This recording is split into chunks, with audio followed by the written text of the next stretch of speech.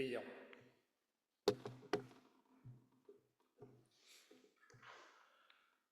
Dieu d'amour,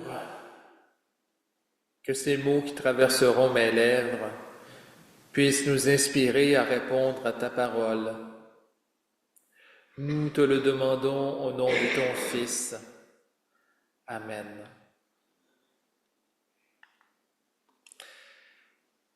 Éprouvante semaine, n'est-ce pas? Mardi passé, Radio-Canada a publié un article à propos de la fameuse crise politique que nous traversons et qui n'a cessé jusqu'à aujourd'hui d'occuper les esprits. Dans cet article-là, une citation du premier ministre du Québec a tellement accroché mon attention que je crois bon de vous la partager. Le monde, notre monde, est en train de changer, a poursuivi M. Legault. Je n'ai pas toutes les réponses, mais ce que je sais, c'est qu'on va se relever les manches. On va se battre. Puis, on doit le faire ensemble, intelligemment, à la manière québécoise.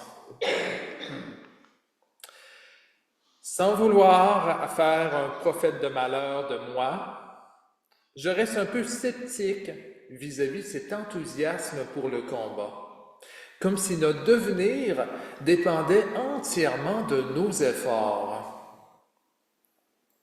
Pour reprendre une image un peu familière, la petite barque de pierre ferait-elle le poids contre les paquebots des influenceurs de la droite alternative et autres pêcheurs d'hommes? C'est une question que je me pose. Il me semble qu'il y a un drôle de vent qui souffle. Ensemble, dans notre petite barque, on peut jeter de temps à autre un regard attristé dans les eaux dépeuplées. Reste-t-il quelque chose à saisir après tous ces ravages-là, ces razzias qui perdurent encore? Vous savez, le peuple, Simon et ses associés ne l'ont pas eu facile non plus, hein? Déjà, l'auteur de l'Évangile nous glisse des petits indices ici et là qui ont attrait aux défis que les gens ont traversés.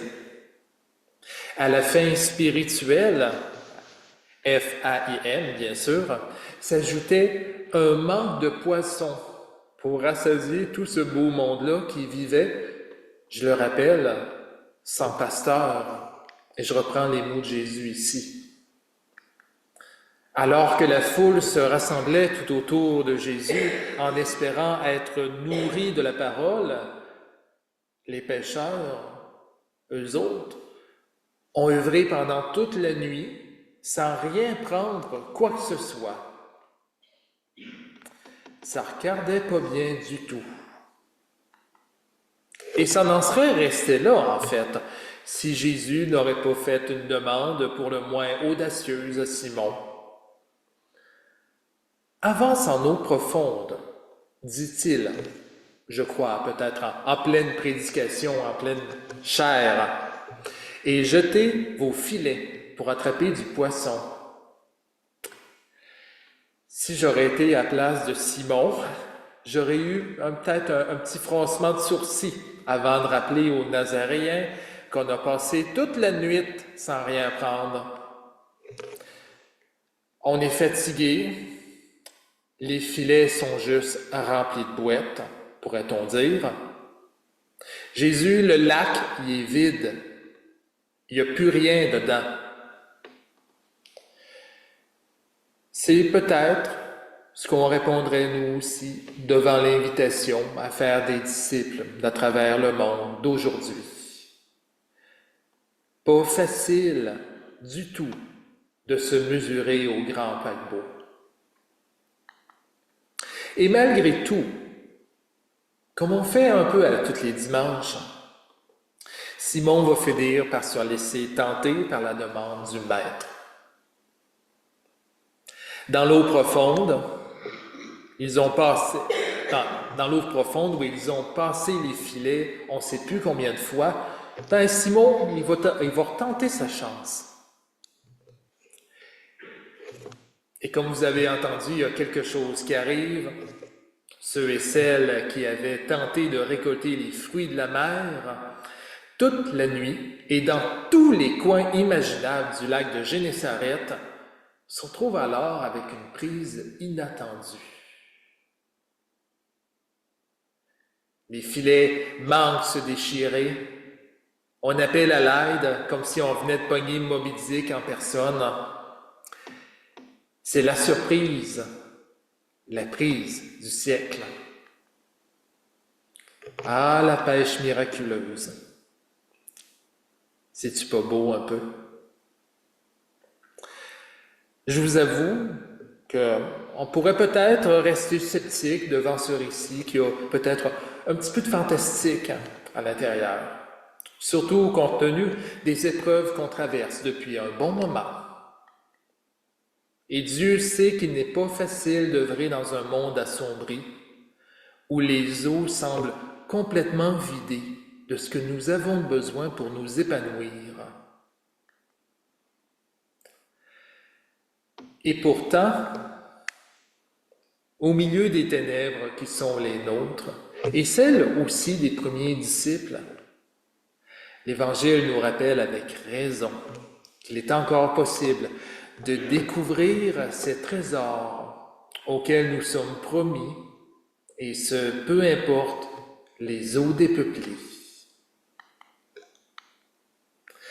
Comment ne pourrions-nous pas le reconnaître, par exemple, en regardant notre communauté qui, toujours foisonnante malgré une relative fragilité, porte la lumière de Dieu d'un bout à l'autre du monde.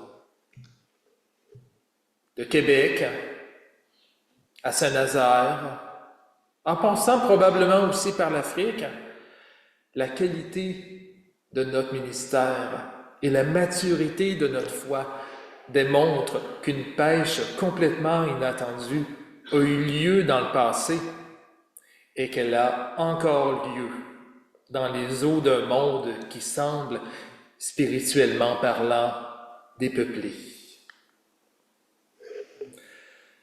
Toutefois, petit bémol, il ne faut pas s'y méprendre sur les raisons qui expliquent la présence de ces trésors que nous sommes, ou encore notre engagement qui prend forme d'une sorte de résistance.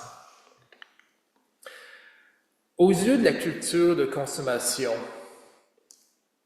qui sévit tout autour de nous, il se trouve peut-être cette tentation de croire que les résultats de notre ministère, de notre combat, à quelque part, pour reprendre les mots de M. Legault, sont intimement liés à nos moyens et à nos mérites. Certains pourraient être tentés de voir l'abondance comme une preuve de bénédiction de Dieu, qui accorderait, selon eux, les richesses aux pauvres et la pauvreté aux pécheurs. Et je crois d'ailleurs que c'est une perspective qui a peut-être aussi tenté Simon-Pierre tout d'un coup. Devant l'inattendu, Pierre s'est considéré comme indigne de la présence de Jésus et lui dit « Seigneur, éloigne-toi de moi, car je suis pécheur. » Dans ma version du texte, bien sûr. Dans celle qu'on a entendue, il s'est déclaré coupable.